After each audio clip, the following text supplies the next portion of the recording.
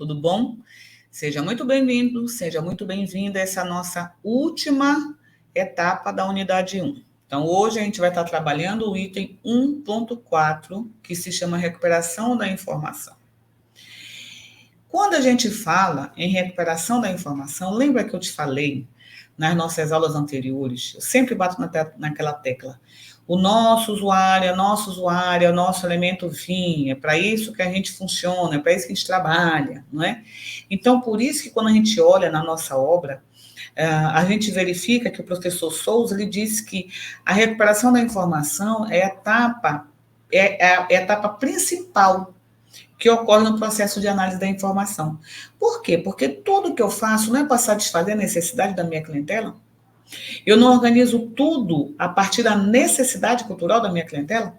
Então, por isso que o processo de recuperação, portanto, satisfação informacional, deve ser a base de toda a ação do bibliotecário ou da bibliotecária, tá?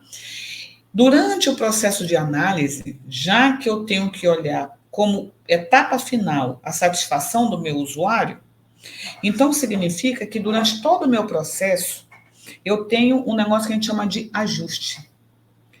Não é porque eu tenho política de aquisição, política de seleção, política de aquisição, que eu tenho que fazer assim, não. De acordo com aquela política, eu tenho que fazer assim, não pode mudar e acabou. Tem que ser sempre o termo no singular, não pode ser no plural e acabou. Não. A política são diretrizes, portanto, elas têm que ser analisadas, avaliadas constantemente. E elas têm que evoluir junto com o contexto que elas estão dentro. Então, por isso que esse processo de ajuste se faz tão necessário para que a gente consiga fazer com que o processo de análise da informação ocorra cada vez mais de forma qualitativa, tá? Esses ajustes, eles são importantes porque se você faz um negócio engessado, não, tem que ser assim, não pode mudar, eu não posso adaptar, significa que o processo lá no finalzão vai gerar o quê? Falhas, vai gerar erros. E se tem falhas, significa que não tem recuperação da informação. E se não tem recuperação da informação, não tem a satisfação informacional do meu usuário, da minha usuária. Isso significa que eu não fiz o meu trabalho de forma correta, tá? É por isso que ele coloca bem assim, Souza, né? Se não houver um ajuste terminológico, por exemplo, processo linguístico, entre o universo do sistema, que é o meu catálogo, o meu índice, a minha base de dados, o meu instrumento de busca, e o universo do usuário, que é o meu usuário, significa que não tem comunicação. Se não tem comunicação, não tem entendimento. Se não tem entendimento, não tem localização e nem recuperação da informação. Por isso que ele coloca que a comunicação se torna o quê? Impraticável. Tá? Então, ele fala assim, esse ajuste se dá, na maioria das vezes, por intermédio do controle linguístico e da definição de uma rede semântica entre os conceitos que, sistematizados, vão integrar a terminologia especializada no domínio da análise. O que ele quis dizer com isso? Que a partir do momento que eu vou ajustando, eu vou construindo termos que, de verdade, atendam à necessidade das pessoas que vão até a biblioteca para tentar achar alguma obra que satisfaça a sua necessidade, tá? O processo de representação da informação, portanto, vai ter a sua base as duas medidas que nós trabalhamos na aula anterior: especificidade e exaustividade.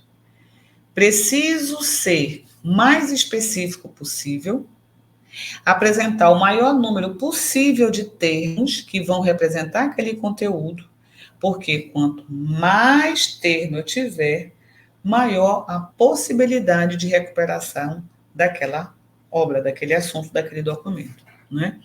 Então, ele fala assim, que essas medidas mantêm relação direta com a recuperação da informação, uma vez que condicionam os índices de eficiência do sistema de informação, que são denominados de coeficiente de recuperabilidade. Então, quando a gente fala bem assim, tudo tem que ter o coeficiente de recuperabilidade. Recuperabilidade vem de recuperação.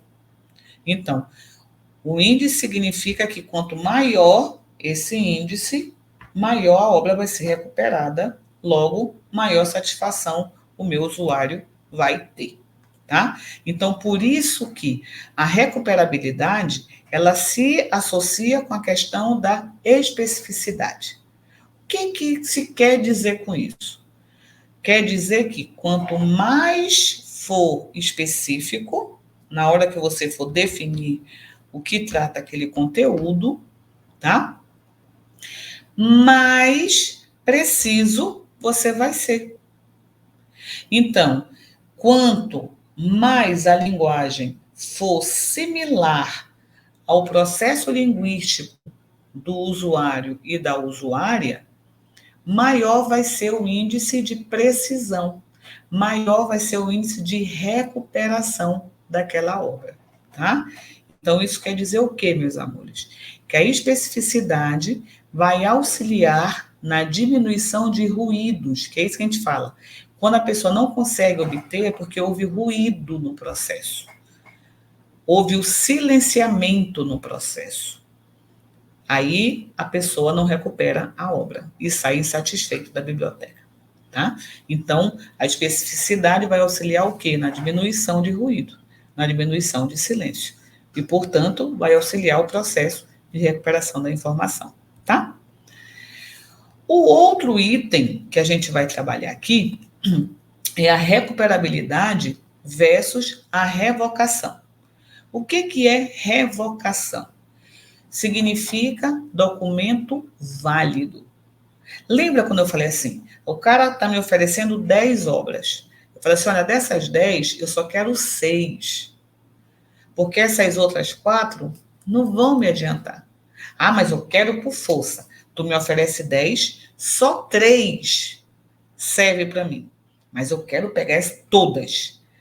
Aí o que acontece? Eu vou ter 7 documentos que não influi, não contribui. É só para encher linguiça. Aí a pessoa, quando for procurar, ela tem 10 documentos para procurar. Olha o tempo que ela vai gastar indo documento para documento para ver o que ela quer. A revocação, meus amores, corresponde a isso. Documentos válidos.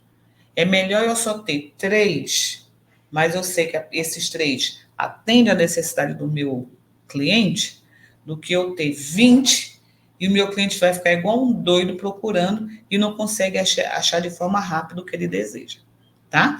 Então, a recuperabilidade voltada para a questão da revocação, ele está dizendo o quê? Ele se volta para a recuperação de documentos relevantes que eu tenho no meu acervo, tá? Então, o sistema de informação passa a ter como meta o alto índice de revocação. Então, quanto maior eu consigo pegar o documento preciso, que é aquilo que realmente eu quero, maior é a precisão, maior é o processo de recuperação da informação, tá?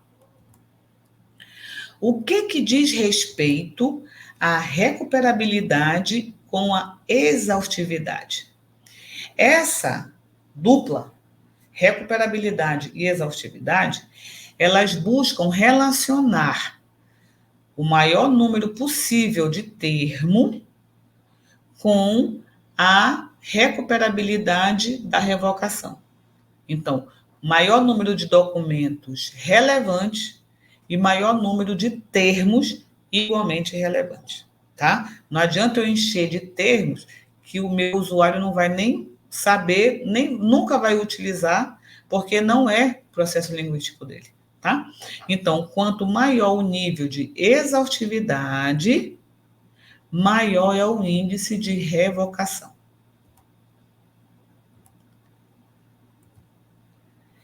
E O que eu tenho de relação entre a recuperabilidade e a precisão? É como se fosse a cereja do bolo, né, gente? Quanto maior eu tenho a possibilidade de obter aquele documento, mais preciso eu sou, mais precisa é a minha biblioteca.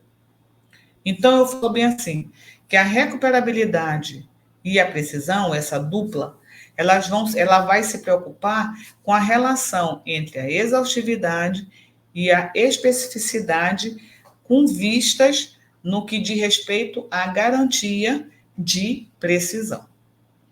A exaustividade, portanto, vai diminuir o ruído, vai diminuir o silêncio e vai aumentar a precisão, a satisfação do nosso usuário e da nossa usuária.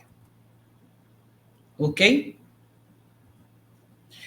Para a gente ter, de acordo com o professor Souza, a eficiência no processo de análise da informação, nós temos que olhar para 5 focos bem específicos. Primeiro, de respeito aos recursos humanos. Eu tenho pessoas suficientes para fazer esse meu processo técnico?